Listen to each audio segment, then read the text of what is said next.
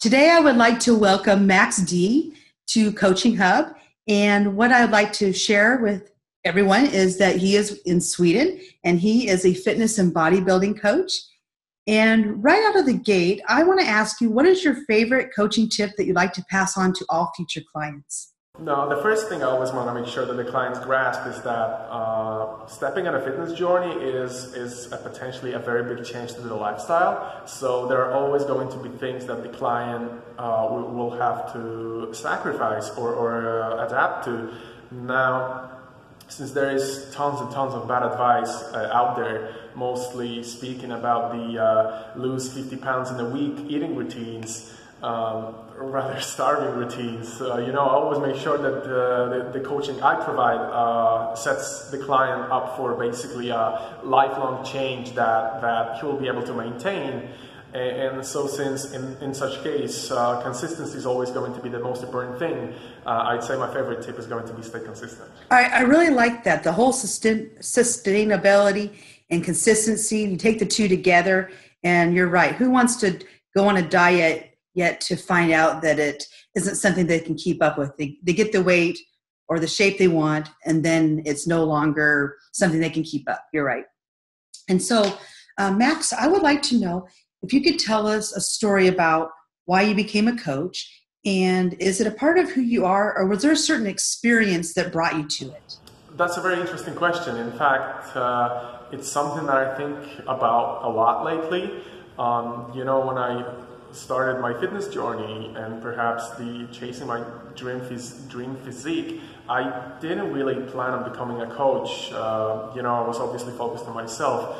But as I progressed and gathered knowledge, I kind of subconsciously started looking out for people on the fitness journey that would potentially maybe need my help. And so when I noticed how much fulfillment and satisfaction it brings me to actually help someone out, I figured out that coaching that becoming a coach is something that I definitely want to be a part of.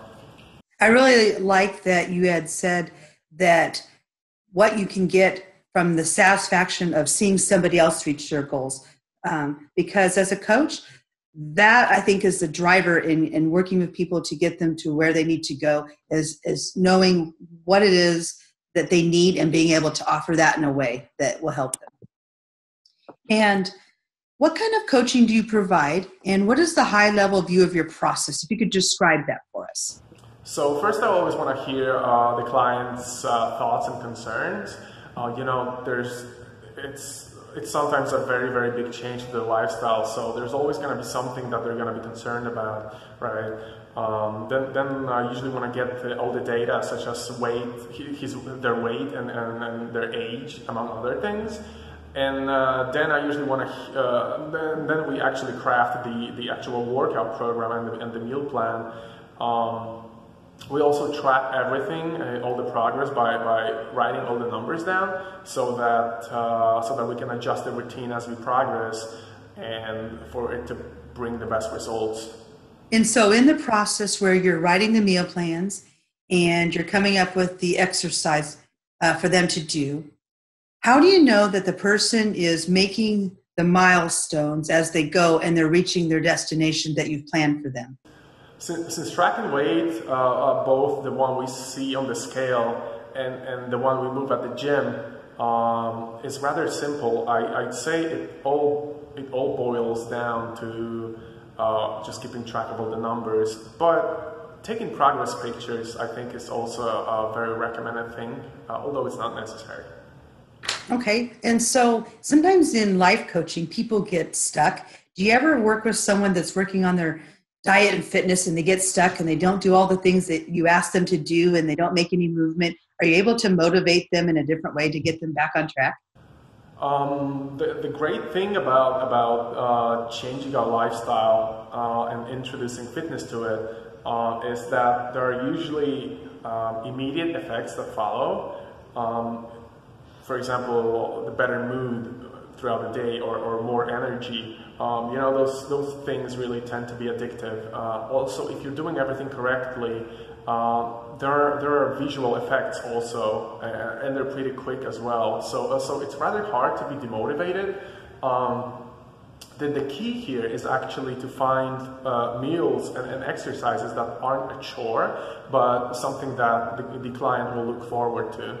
That's great. So you have a plan for when they get stuck and how to get them moving again.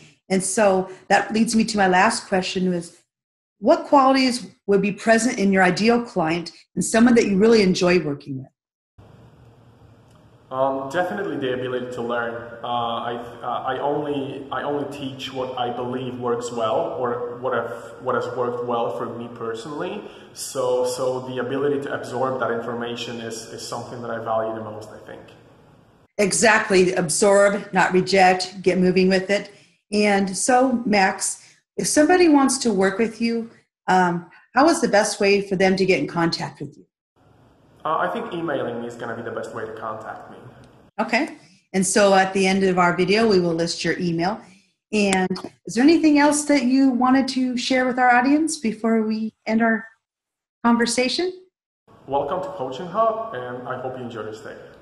Okay. Thank you for joining me today.